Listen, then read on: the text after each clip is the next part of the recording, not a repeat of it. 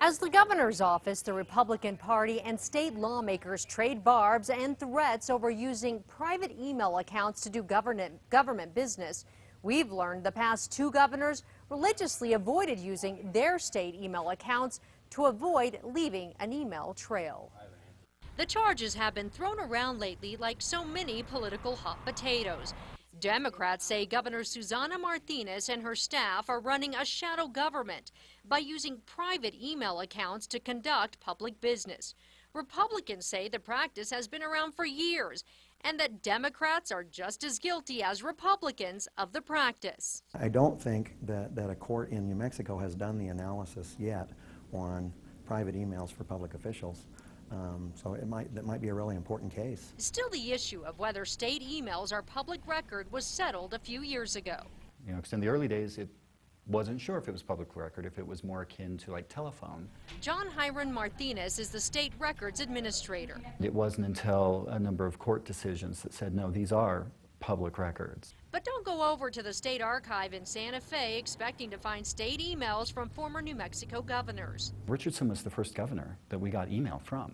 And so this is a learning experience for all of us. And while the archive received more than 2.5 million emails from Richardson administration officials after he left office, archivists were surprised when they checked Richardson's state email address. Well, it appears that the email wasn't used. We found that there were no records in his in or his sent or his deleted boxes. That's right. It appears Richardson never used his state email address, even one time during his 8 years in office. Instead, if his staff needed to communicate with him, they used one of the governor's private email accounts. I remember one was for like Bill Richardson for president, but the other ones were just private emails. This is an example of an email Richardson sent to his spokesman, Gilbert Gallegos, on April 18, 2008. You can see Gallegos used his state email address while Richardson responded from a redacted private email address. We don't know why Richardson chose not to use his state email address because he didn't call us back today. But Attorney General Gary King says using private email today to avoid public scrutiny may not hold up in court. I don't think that it's a slam dunk to just say this was all done on my private email, so it's not subject to the Inspection of Public Records Act.